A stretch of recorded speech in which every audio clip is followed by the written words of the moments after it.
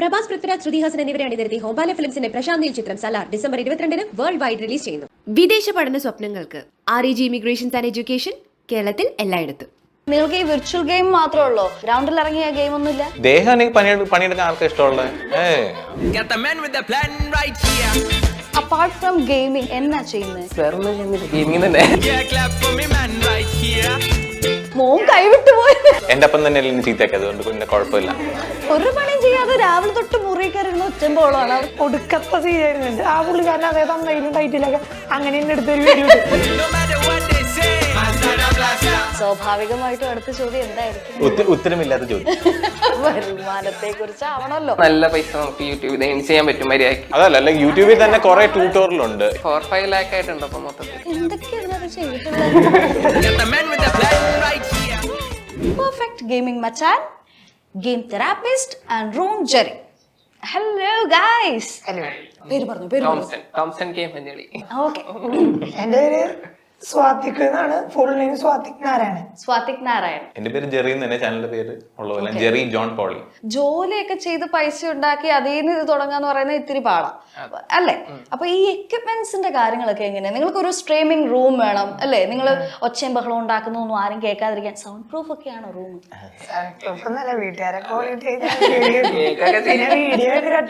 വീഡിയോയില് ഇത് അഡ്ജസ്റ്റ് ചെയ്ത് ചെയ്യാൻ പറ്റും. പിന്നെ മൈക്കൊക്കെ ഇച്ചിരി നോയിസ് ക്യാൻസലേഷൻ ഒക്കെ ഉള്ളതുകൊണ്ട് അത്ര അധികം ഇഷ്യൂസ് വരാറില്ല. എന്നാലും ചെറിയ ചെറിയ ഇഷ്യൂസ് ഇടയ്ക്ക് വരും. ഈ മൈക്കും സാധനങ്ങളൊക്കെ വാങ്ങാനായിട്ടുള്ള ഒരു കോസ്റ്റിന്റെ ഇതൊക്കെ എങ്ങനെയായിരുന്നു? അതൊക്കെ ഫുൾ യൂട്യൂബിൽ തന്നെയാണ്. നമ്മൾ തുടക്കത്തിൽ തുടങ്ങിയ സമയത്ത് എനിക്ക് PC ഉണ്ടായിരുന്നു, സ്വന്തമായിട്ട് കമ്പ്യൂട്ടർ ഒന്നും ഉണ്ടായില്ല. അപ്പൊ എന്റെ കസിന്റെ ആയിരുന്നു വീട്ടിൽ ഉണ്ടായത്. സോ അത് വെച്ചിട്ടാണ് ഞാൻ തുടങ്ങിയത്. ഞാൻ അതിൽ നിന്ന് ചുമ്മാ ഇങ്ങനെ വീഡിയോ ഇട്ട് മെയിൻലി യൂട്യൂബിൽ നിന്ന് കിട്ടുന്ന വരുമാനം വെച്ചിട്ട് തന്നെയാണ് പുതിയതായിട്ട് PC പുതിയ സംഭവങ്ങളും പുതിയ കമ്പോണൻസ് ഒക്കെ ബിൽഡ് ചെയ്ത് അങ്ങനെ വന്നത്. വരട്ടെ പുറത്ത് വരട്ടെ. സ്വാഭാവികമായിട്ടും അടുത്ത ചോദ്യം എന്തായിരിക്കും? എന്താണ്? ഉത്തരമില്ലാത്ത ചോദ്യം. വരുമാനത്തെ കുറിച്ചാവണല്ലോ. ഒരു ഫിഗർ ഒന്നും പറയണ്ട, എന്നാലും ഏറെക്കുറെ ഇങ്ങനെയൊക്കെ വെക്കുകയാണെങ്കിൽ നമ്മൾ ഈ സമയത്ത് വെറുതെ ചുമ്മാ ഒരു ജോലിക്ക് പോവാണെങ്കിലും നമുക്ക് കിട്ടുന്ന ഇതിനേക്കാൾ നല്ല പൈസ നമുക്ക് യൂട്യൂബിൽ ചെയ്യാൻ പറ്റും മര്യാദക്ക്. നല്ല രീതിയിലൊക്കെ പോവാണെങ്കിൽ അതിൽ നന്നായിട്ട്. സോ ആ ഒരു വരുമാനം നമ്മൾ സാധാ ജോലി ചെയ്ത് കിട്ടാൻ ഇച്ചിരി പാടാണ്. വീട്ടുകാരെയൊക്കെ ഇത് പറഞ്ഞൊന്ന് സെറ്റാക്കാൻ സമയം എടുത്തോ? ഒരു പണി ചെയ്യാതെ രാവിലെ തൊട്ട് മുറി കയറുന്ന തുടക്ക സമയത്ത് നമുക്ക് വരുമാനം നല്ല സമയമുള്ളൂ. അപ്പൊ ഞാൻ കൊറോണ ടൈമിലാണ് തുടങ്ങിയത്. അപ്പൊ എനിക്ക് ഓൾറെഡി ഓൺലൈൻ ക്ലാസ്സും കാര്യങ്ങളൊക്കെ ഉണ്ട്. സോ അതിനിടയ്ക്കാണ് ചെയ്യണത്. വീട്ടിൽ നിന്നൊക്കെ ഭയങ്കര സീനായിരുന്നു. ആദ്യമേ ഇങ്ങനെ PC ഇങ്ങനെ വൈകുന്നേരം കമ്പ്യൂട്ടർ മുമ്പിലാന്ന് പറഞ്ഞുകൊണ്ടിരുന്ന് അങ്ങനെ ഒച്ചപ്പാടൊക്കെ ആയിരുന്നു. പിന്നെ പയ്യെ അധികം നമുക്ക് ഏണിങ്സ് ഒക്കെ ഉണ്ടാക്കാൻ പറ്റൂന്ന് വീട്ടുകാർക്ക് കൂടി മനസ്സിലായി. പിന്നെ അതും കൂടാതെ കുറച്ചാൾ കഴിഞ്ഞപ്പോ മറ്റേ സിൽവർ പ്ലേ ബട്ടൺ അതുകൂടെയൊക്കെ കണ്ടപ്പോ എല്ലാവർക്കും ഭയങ്കര ഒരു വലിയ അച്ചീവ്മെന്റ് ആണ്. അതുകൊണ്ട് അങ്ങനെ തന്നെ കണ്ടിന്യൂ ചെയ്യട്ടെ എന്ന് പറഞ്ഞു. പിന്നെ വീട്ടിൽ നിന്ന് അങ്ങനെ പ്രശ്നങ്ങളോ കാര്യങ്ങളൊന്നും ഉണ്ടായി. അപ്പാർട്ട് ഫ്രം ഗെയിമിംഗ് എന്നാ ചെയ്യുന്നത്? അത് വളരെ നല്ലതാണ്. ഞാനിപ്പോ ഡിഗ്രി കഴിഞ്ഞേക്കാണ്. ഫുൾ ഗെയിമിംഗ് ആണ്. ഇപ്പൊ ഫ്യൂച്ചർ എന്ന് പറഞ്ഞു കഴിഞ്ഞാൽ ഗെയിമിംഗ് സെഷനിൽ തന്നെ ഒരു ഗെയിമിംഗ് തന്നെയാണ്. ഞാനിപ്പോ മാസ്റ്റേഴ്സ് എടുക്കാൻ നോക്കുന്നുണ്ട്. ഡിസ്റ്റന്റ് ആയിട്ട് അല്ല, ചിലപ്പോ ഒന്ന് അബ്രോഡ് പോകും, അല്ലെങ്കിൽ അറിയില്ല. അപ്പൊ മാസ്റ്റേഴ്സും കൂടി കഴിഞ്ഞ് കഴിഞ്ഞാൽ പിന്നെ കംപ്ലീറ്റ്ലി ഇത് തന്നെയായിരിക്കും. ഓക്കെ. What about you? ഞാനും അതെ, ഞാൻ BCA കഴിഞ്ഞു. ഇപ്പൊ 3 വർഷമായി BCA കഴിഞ്ഞു. അതിന്റെ ഒരു ഫസ്റ്റ് ഇയറിലൊക്കെ ആയിരിക്കും ചാനല് കണ്ടന്റ് ഇടാൻ തുടങ്ങിയ. സത്യം പറഞ്ഞ ഇതുപോലെ തന്നെ വീട്ടില് ഒടുക്കത്തെ സീനായിരുന്നു. ഞാൻ എന്താ പറയാ, വീട്ടുകാരോട് പറഞ്ഞിട്ടേ ഉണ്ടായില്ല ചാനല്. ഫസ്റ്റ് ടൈം എന്റെ ഈ ഏണിങ്സ് വന്നപ്പോഴാണ് വീട്ടില് ഞാൻ പറയണേ. അതുവരെ ഞാൻ വിളിച്ചു പോകാതൊക്കെ എനിക്ക് വീട്ടിൽ നിന്ന് മറ്റേ വീട്ടില്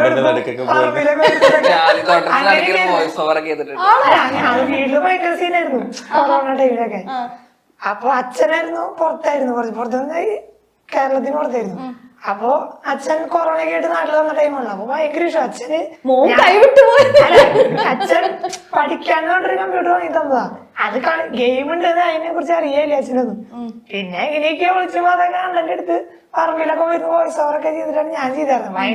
അന്ന് ഭയങ്കര ടഫായിരുന്നു കയറിയാന്.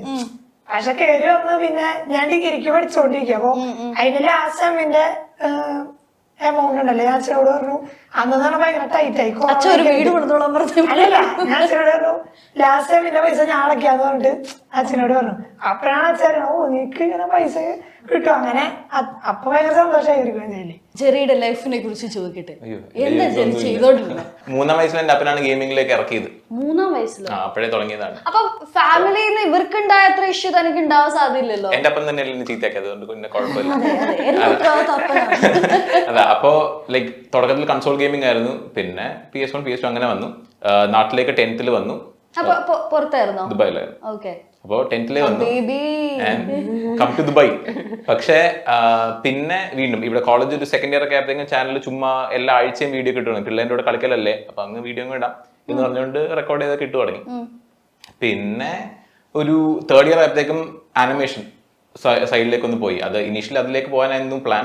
പക്ഷേ ഡിഗ്രി കഴിഞ്ഞിട്ട് നീ എന്ത് വേണം പൊക്കോ എന്നുള്ളൊരു മൈൻഡായിരുന്നു വീട്ടുകാർക്ക്. അപ്പോൾ ഡിഗ്രി കംപ്ലീറ്റ് ചെയ്ത് 3rd ഇയർ മുതൽ പോയതുകൊണ്ട് ഒരു ഡിപ്ലോമയുണ്ട് ഓൺ ദ സൈഡ്. ആൻഡ് അത് ഒരു 2 years ജോലി ചെയ്തു. ആ സമയത്ത് വീഡിയോ ഇടുന്നുണ്ട് നോർമലായിട്ട്. പക്ഷെ കൊറോണ ടൈമിലാണ് എല്ലാവരും ഒന്ന് പച്ച പിടിച്ചത്. അപ്പോൾ കൊറോണ ടൈമിൽ വന്നപ്പോഴത്തേക്കും വർക്ക് ഫ്രം ഹോം ആണ്. സോ അതിൻ്റെ കൂടെ തന്നെ ഡെയിലി അപ്ലോഡ്സ് കാര്യങ്ങളെല്ലാം സെറ്റായി. ആൻഡ് പിന്നെ അങ്ങോട്ടേക്ക് തിരിച്ചു ചെല്ലാൻ പറഞ്ഞു. അപ്പൊ ഞാൻ പറഞ്ഞു ഞാനില്ല, എന്നെ പറഞ്ഞു വിട്ടോളാൻ പറഞ്ഞു. ആ ടൈമിലാണ് നമ്മൾ കണ്ടുകൊണ്ടിരുന്നത്. അതാ, ആ സമയത്താണ് ഇവനെയൊക്കെ അറിയുന്നത്. ഞാൻ ഒരു 1K സബ്സ്ക്രൈബേഴ്സ് ഉള്ളപ്പോഴാണ് ജെറീനെ അറിയണേ. ഈ ലൈക്ക് നിങ്ങൾക്ക് ഈ വിർച്വൽ ഗെയിം മാത്രമേ ഉള്ളൂ, ഗ്രൗണ്ടിൽ ഇറങ്ങിയ ഗെയിം ഒന്നുമില്ല? ദേഹം എനിക്ക് പണിയെടുക്കാൻ ആൾക്ക് ഇഷ്ടമുള്ളൂ. വലിയ ഗെയിമർ ഒക്കെ ആയിരുന്നിട്ട് പറയും.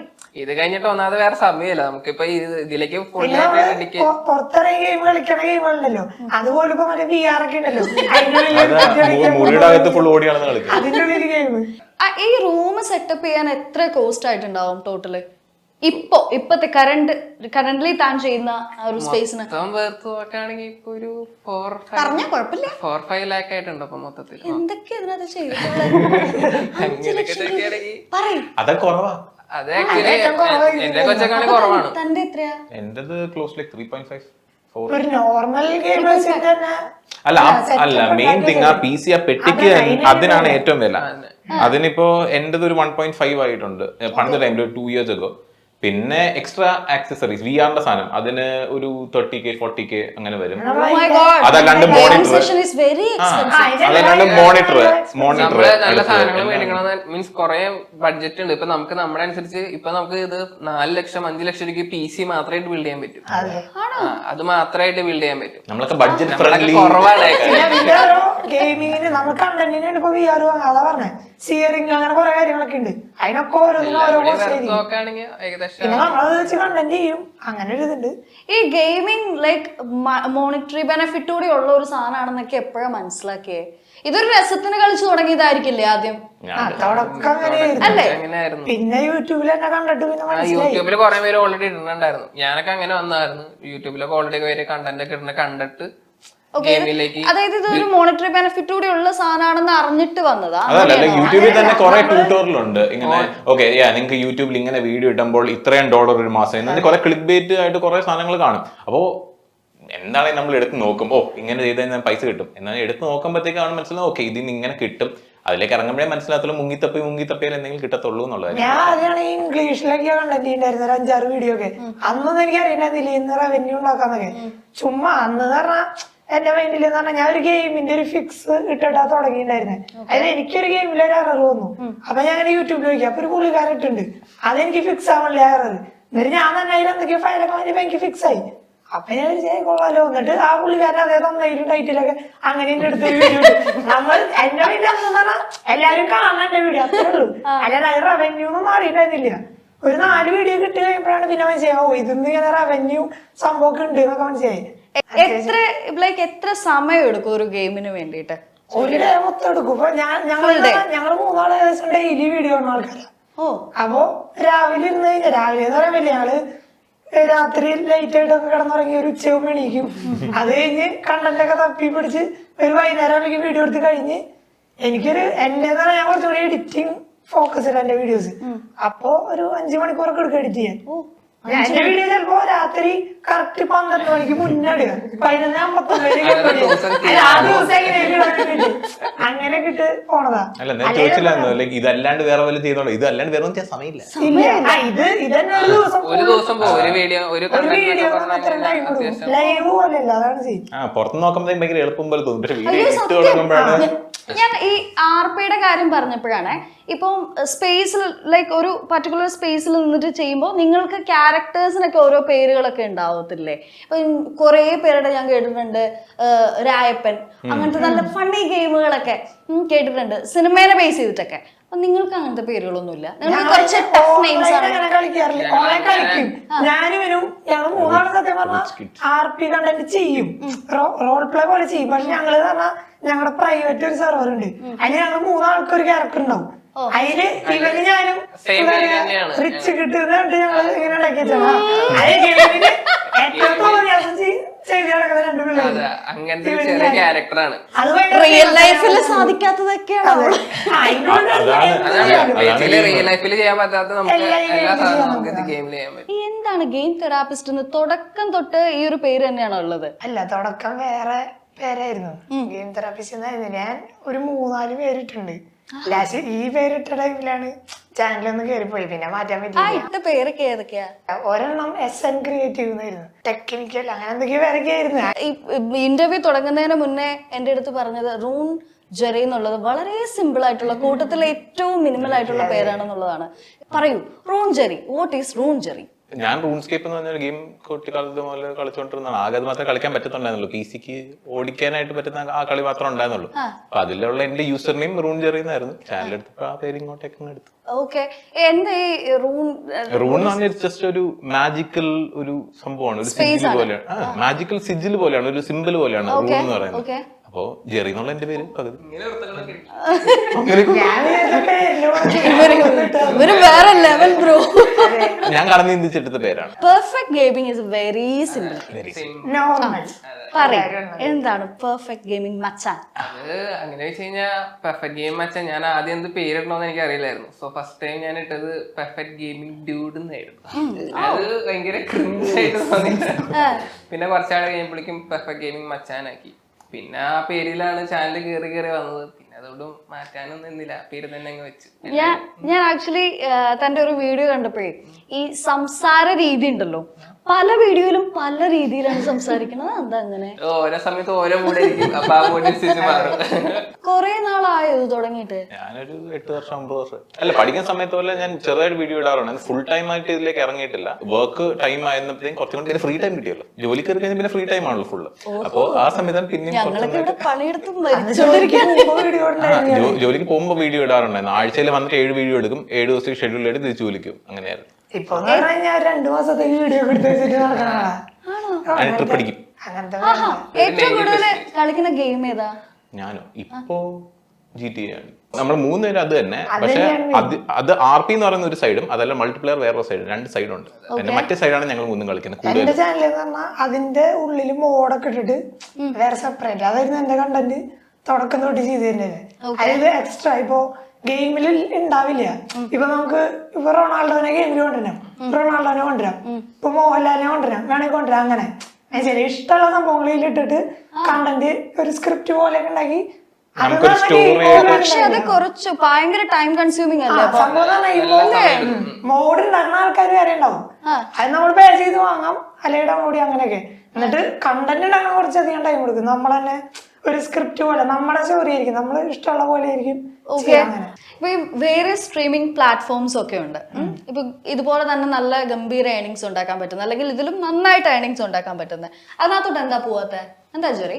ഒന്ന്, അത് ഭയങ്കര ഒരു നീഷ് മാത്രം ഫോക്കസ് ചെയ്തുകൊണ്ട് മാത്രം അവിടെ സ്ട്രീം ചെയ്താലേ ആള് വരത്തുള്ളൂ. എന്നാൽ നമുക്ക് തോന്നി കളിച്ചു കഴിഞ്ഞാൽ ചിലപ്പോൾ ആള് വരത്തില്ല. ആൻഡ് ഇപ്പൊ ഏത് പ്ലാറ്റ്ഫോം എടുത്താലും അവർക്ക് വേണ്ടതെന്ന് പറഞ്ഞാൽ ആള് വരണം. ആ ആള് വരുന്നതനുസരിച്ചാണ് പൈസ കിട്ടത്തുള്ളൂ. പിന്നെന്താ, എല്ലാ പ്ലാറ്റ്ഫോമും സ്റ്റേബിൾ അല്ല. യൂട്യൂബ് എന്ന് പറഞ്ഞു കഴിഞ്ഞാൽ അതിപ്പോ കുറെ നാളായിട്ടുള്ള ഒരു ബെഹീമത്താണ്. അതിനെ അങ്ങനെ അടിച്ച് ഇളക്കാനൊന്നും പറ്റത്തില്ല. അപ്പോ അവിടെ നിന്ന് കഴിഞ്ഞാൽ കുറച്ച് നാളത്തേക്കെങ്കിലും ഇറ്റ്സ് വയബിൾ. മറ്റു പുതിയതായിട്ട് വരുന്ന സ്ട്രീമിംഗ് പ്ലാറ്റ്ഫോംസിലൊക്കെ പോയി കഴിഞ്ഞാൽ എന്ന് മുങ്ങിപ്പോകുന്ന അറിയില്ല. പിന്നെ മെയിൻലി ഞങ്ങള് പറഞ്ഞു കഴിഞ്ഞാൽ ഇയാള് ലൈവൊക്കെ ചെയ്യും, ഞങ്ങള് കണ്ടന്റ് ക്രിയേറ്റിംഗ് ആണ്. വീഡിയോ അത് ഇപ്പൊ ഞങ്ങൾ കണ്ടന്റ് ചെയ്യണം. ഞങ്ങൾക്ക് ഇപ്പൊ ലൈവ് ചെയ്യാൻ പറഞ്ഞു കഴിഞ്ഞാൽ ഞങ്ങൾക്ക് മടിയാ. ലൈവ് ചെയ്യുകയാണെങ്കിൽ ചിലപ്പോ 1 മണിക്കൂർ മതി. ഇപ്പൊ ഒരു ദിവസം ഒറ്റ പണിയെടുക്കണമെന്നല്ല, ചിലപ്പോ 1 മണിക്കൂർ പണിയെടുക്കണം. അവരും പണിയെടുക്കണം. ഞാൻ പറഞ്ഞ അവരിപ്പോ 2 മണിക്കൂർ ലൈവ് ആണെങ്കിൽ 2 മണിക്കൂർ ഭയങ്കര ഇന്ററാക്റ്റീവ് ആയിരിക്കണം. അപ്പൊ ഭയങ്കര പാടാ. അപ്പൊ ഞങ്ങളോട് ഇപ്പൊ ലൈവ് ചെയ്യാൻ പറഞ്ഞാൽ ഞങ്ങൾക്ക് അത്രയും തീരെ ഇൻട്രസ്റ്റ് ഇല്ല. നമ്മൾ ഗെയിമിനോട് മുഴുകി പോകും. പക്ഷെ ലൈവ് ചെയ്യണ ആൾക്കാരോട് അതേപോലെ കണ്ടന്റ് ചെയ്യാൻ പറഞ്ഞാൽ അവർക്കും ചിലപ്പോ ഭയങ്കര പാടായിരിക്കും. ലൈവ് ഈസിയാണ്, കോണ്ടന്റ് ക്രിയേറ്റ് ചെയ്യണേക്കാട്ടിലും ടൈം കൺസ്യൂം. ലൈവ് ആ ചെയ്യണ ടൈം മാത്രം നമ്മൾ ആ ചെയ്യണ സമയത്ത് മാത്രം നമ്മൾ അതിൽ ഫോക്കസ്ഡ് ആയിട്ട് നമുക്കെന്ന് വെച്ച് കഴിഞ്ഞാൽ ചില ദിവസങ്ങളിൽ രാവിലെ തൊട്ട് വൈകിട്ട് വരെ ഒരു കണ്ടന്റ് വേണ്ടി ഇരിക്കും. അതെ, അതാണ് ഞങ്ങൾക്ക് ഒരു ദിവസം ലൈവ് എന്ന് പറഞ്ഞാൽ അങ്ങനെ ആയിരിക്കില്ല. നമുക്കെന്ന് വെച്ച് കഴിഞ്ഞാൽ വീഡിയോ എടുക്കണം, വീഡിയോ എടുക്കാൻ വേണ്ടി ഇത്രയും സമയം ഉണ്ടാവും. അതുകൂടാതെ അത് എഡിറ്റ് ചെയ്യണം, അത് കഴിഞ്ഞിട്ട് അത് അപ്ലോഡ് ചെയ്തിട്ട് തംബ്നെയിൽ ഇടണം, എന്നിട്ട് യൂട്യൂബിന്റെ പ്രോസസിംഗ് വേറെ വെയിറ്റ് ചെയ്യണം. ഈ പറഞ്ഞ പോലെ വേറെ പ്ലാറ്റ്ഫോമുകൾ എന്ന് പറഞ്ഞാൽ ലൈവ് സ്ട്രീമേഴ്സിനെയാണല്ലോ അവർ ഫോക്കസ് ചെയ്യണം.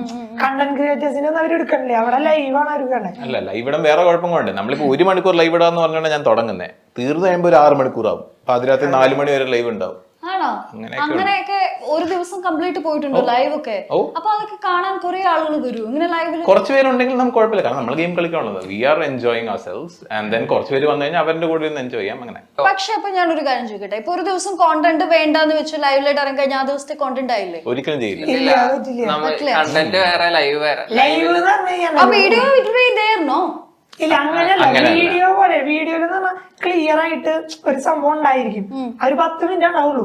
ചിലപ്പോ 2 മണിക്കൂറൊക്കെ എടുത്ത് റെക്കോർഡ് ചെയ്താലും 10 മിനിറ്റ് കണ്ടന്റ് എന്ന് പറഞ്ഞാൽ ഫുൾ നമ്മൾ പറയണതും കറക്റ്റ് അത് എത്ര ഉണ്ടാവുള്ളൂ. ലൈവ് എന്ന് പറഞ്ഞാൽ അങ്ങനെയല്ല. നമ്മൾ ലൈവിൽ വരുന്ന ആൾക്കാരുടെ ചാറ്റ് കഴിക്കണം, അവരായിട്ട് ഇന്ററാക്ട് ചെയ്യണം. അവര് ചിലപ്പോ നമുക്ക് ഓരോ ചാലഞ്ച് അല്ലെങ്കിൽ എന്തെങ്കിലുമൊക്കെ നമ്മളോട് ചെയ്യാൻ പറയാം, അതൊക്കെ നമ്മൾ ചെയ്യണം. അതാണ് കുറച്ചുകൂടി. ഏറ്റവും ഹൈയസ്റ്റ് വ്യൂ പോയിട്ടുള്ള വീഡിയോ? എന്റെ വീഡിയോ 37 ലക്ഷം വ്യൂസ്. പിന്നെ എന്റെ പക്ഷേ ഒരു കാര്യമുണ്ട്, ഞാൻ ഡെയിലി വീഡിയോ ഉണ്ടോണ്ട് ഇപ്പൊ എന്റെ ചാനൽ 1500 വീഡിയോ ഉണ്ട്. അപ്പൊ ഒരു 70 വീഡിയോ 1 മില്യൺ മോള് പോയിട്ടുണ്ട്. ജെറിയുടെ ഏതായിരുന്നു ഫസ്റ്റ് 1 മില്യൺ? 1 മില്യൺ ആയിട്ടില്ല, എന്റേത് 800,000 ആണെന്ന് തോന്നുന്നു. അത് ഷോർട്സ് ആയിട്ടുണ്ട്. പക്ഷെ ലൈക് ആക്ച്വൽ വീഡിയോ നോക്കിക്കഴിഞ്ഞാൽ ഐ തിങ്ക് ഞങ്ങൾ ആദ്യമായിട്ട് റേസ് കളിച്ചത് GTA റേസ് ഉണ്ട്. അതായത് ഒരു പാർക്കർ പോലെ കുറെ ഒബ്സ്റ്റക്കിൾ ഉണ്ടാവും. നമ്മൾ വണ്ടിയെ കുറിച്ച് ഭയങ്കര ടഫാ. ഇയാളുടെ മറ്റേ ദൈവമാണ്. ഈ റേസിംഗ് വീഡിയോ ആണ് ഞാൻ തന്റെ കണ്ടിട്ടുള്ളത്. താൻ തന്റെ തലക്ക് ചുറ്റും ഒരു പ്രകാശവലയം പോലെ ഒരു ചെയറും അതിനകത്ത് എന്താ ചാത്തം വണ്ടി അങ്ങനെ എന്തൊക്കെ പറഞ്ഞിട്ട് ഓടിക്കണ വണ്ടിനെ പ്രാഗിയിട്ടുള്ള ഒരു വീഡിയോ. അതിന് കൂടെയുള്ള ആള് ഞാനായിരിക്കും. ആണോ? കൂടുതല് നീയാണോ അതിനകത്ത് പറയുന്നത്? ഇഷ്ടംപോലെ വണ്ടി ഉണ്ടായിരുന്നല്ലോ. മിനിയാന്ത വീഡിയോ അല്ലേ ഇത്? ഇന്നലത്തെ വീഡിയോ അത് ഞാൻ തന്നെ കംപ്ലീറ്റ് ആക്കാൻ പറ്റാത്ത റേസ് ഇല്ല എന്ന് പറഞ്ഞത്. അതിൽ ഏറ്റവും ടഫ് വരികള് ചിലപ്പോ ഒരു ദിവസമൊക്കെ ഇരുന്ന് ഫുൾ ഡേ ഒരു ദിവസം മൊത്തം ഇരുന്ന് കളിച്ച് കംപ്ലീറ്റ് ആക്കും. അങ്ങനത്തെ ഒരു മെന്റലി. ലൈവിന്റെ കാര്യത്തിൽ ഇങ്ങനെ ഇന്ററാക്ഷന്റെ കാര്യം പറഞ്ഞപ്പോ ചോദിക്കട്ടെ, ലൈക്ക് ഒരുപാട് ഇപ്പം എന്റെയൊക്കെ വീഡിയോയുടെ താഴെ വരെ നല്ല നല്ല രസമുള്ള കമന്റ്സുകൾ വരാറുണ്ട്.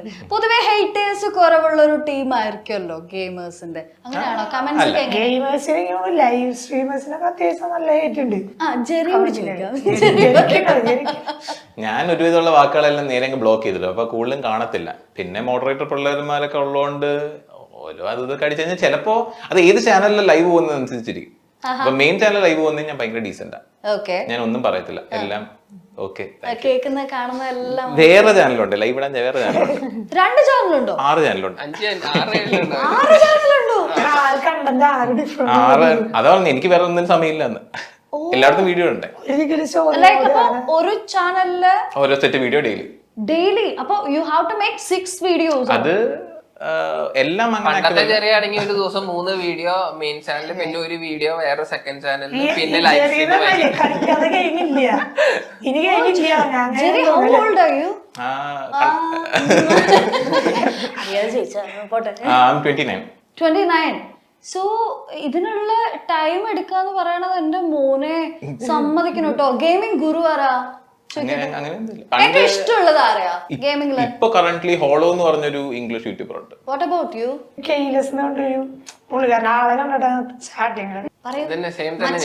ഇങ്ങനെ പ്രത്യേകിച്ച് ഗെയിമിംഗ് ഗുരു എന്ന് പറയാൻ ആരൊന്നുമില്ല. ഞാൻ ഇങ്ങനെ മലയാളത്തിൽ തന്നെ എല്ലാവരുടെയും വീഡിയോസ് കണ്ടിട്ടാണ് ഇങ്ങനെ യൂട്യൂബിലേക്ക് തന്നെ വന്നത്. ഈ റിയൽ ലൈഫ് ഫാൻസ് അത്യാവശ്യം പുറത്തെ പോകുമ്പോ ആൾക്കാരൊക്കെ കണ്ടാൽ പിള്ളേരാണ് ഞങ്ങള് കൂടുതല് വലിയ ആൾക്കാരെക്കാൾ കുറച്ച് പിള്ളേരാണ് കൂടുതൽ. പിന്നെ ഇവൻ ഫുൾ മുഖം കവർ ചെയ്ത് കണ്ണ് മാത്രം പുറത്തിട്ടാലും ആൾക്ക് ഇവനെ കണ്ടുപിടിക്കാൻ പറ്റും. ഞങ്ങളൊന്നും കണ്ടാലും മനസ്സിലാവില്ല. ഇത്രേ ഉള്ളൂ, എന്നാലും അവനെ കണ്ടുപിടിക്കും. ഫോട്ടോ ഒക്കെ എടുക്കാൻ ആരാധികമാരൊക്കെ വന്നിട്ടുണ്ട്. വരാറൊക്കെ ഉണ്ട്. ഞാൻ ഒരു വട്ടം ഓ, ഞാൻ മൈൻഡ് ചെയ്യാറില്ല. ഞാൻ ഒരു വട്ടം പഠിച്ച സ്കൂളിൽ പോയിണ്ടായി. 10ാം ക്ലാസ് വരെ പഠിച്ച സ്കൂളിൽ ഒരു പരിപാടിക്ക് ചുമ്മാ പോയി. അതിഥിയായിട്ടാണ്? അല്ലല്ല, അവിടെ മീറ്റപ്പിന് പോയി. ഞങ്ങളുടെ പിള്ളേർ ക്ലാസ്സിലെ പിള്ളേരാണ്. അവിടുത്തെ പിള്ളേര് മൊത്തം കൂടി എങ്ങനെയാണ് ആരാധകരെ അതിന്റെ സ്റ്റോറി അല്ല ശരിയാണ്. ഇവന് പോയിക്കുന്ന സ്റ്റോറി ഞങ്ങൾ കാണുമ്പോഴേ ഒരു പൊടി മാത്രമേ ഉള്ളൂ, ഫുൾ പൊടിയാ. ആ ഗ്രൗണ്ടിലുള്ള ഇവനെ കാണാനില്ല, ഫുൾ പൊടിയാ. ഭയങ്കര ഒരു ഇതാണ് നമ്മളങ്ങനത്തെ ഒരു ടൈപ്പ് കണ്ടന്നെ. നമുക്ക് അതന്നെ സെയിം തന്നെ. നമ്മുടെയും പിള്ളേര് തന്നെയാണ് എല്ലാവരും. നാട്ടിലൊക്കെ എങ്ങനെയാ? എവിടെയാ താമസം? എവിടെയാ? കാഞ്ഞൂരാണ്, കാലടി. കാലടി. അവിടെ നാട്ടിലൊക്കെ എങ്ങനെയാ? നാട്ടിലുണ്ട്. നാട്ടില് പിള്ളേര് ആദ്യമേക്കെ എന്ന് വെച്ച് കഴിഞ്ഞാൽ പിള്ളേര് സ്കൂളൊക്കെ വിട്ട് കഴിഞ്ഞ് വീട്ടിലേക്കൊക്കെ വരായിരുന്നു. അത് കുറച്ച് പേരൊക്കെ ചോദിക്കലുണ്ടോ മക്കള് വന്നിട്ട് ചേട്ടാ എന്നെ കൂടി ഒന്ന് പഠിപ്പിച്ചു തരുമോ? അങ്ങനെ ചോദിക്കാറില്ല. കൂടുതലും അവർക്ക് റൂം കാണണം. പിന്നെ കുറച്ചേരം കൂടുതൽ ചിലവരൊക്കെ വന്നിട്ട് അവിടെ നാണിച്ച് അവിടെ നിൽക്കും. പിന്നെ ഒന്നും മിണ്ടാതൊക്കെ കേൾക്കും. അവർക്ക് ചുമ്മാ ഇങ്ങനെ കണ്ട് സംസാരിച്ച് 2 ഫോട്ടോ ഒക്കെ എടുത്താൽ മതി, വേറെ ഒന്നും വേണ്ട. അപ്പോ ഫ്യൂച്ചർ ഗംഭീരാവട്ടെ. ഒരുപാട് ഗെയിംസ് ഒക്കെ കളിച്ച് നിറയെ പൈസ ഉണ്ടാക്കിയിട്ട് നമുക്ക് കൂടി കാണാം. ഓക്കെ, അപ്പൊ Jerry all the best, Swathik very best, and അവന് കൊടുക്കാൻ ബെസ്റ്റ് ഇല്ല. മച്ചാൻ ലൈക്ക് പെർഫെക്റ്റ് ഗെയിമിംഗ് മച്ചാൻ. അപ്പൊ ഇനിയും പെർഫെക്റ്റ് ആയിട്ട് ഗെയിം കളിച്ചോണ്ടിരിക്കുക. അപ്പൊ all the best. Thank you so much. Thank you. Prabhas, Prithviraj, Shruti Haasan എന്നിവരെ അണിനിരത്തി ഹോംബാല ഫിലിംസിന്റെ പ്രശാന്ത് നീൽ ചിത്രം Salaar December 22 world wide release ചെയ്യുന്നു. വിദേശ പഠന സ്വപ്നങ്ങൾക്ക് REG ഇമിഗ്രേഷൻസ് ആൻഡ് എഡ്യൂക്കേഷൻ, കേരളത്തിൽ എല്ലായിടത്തും.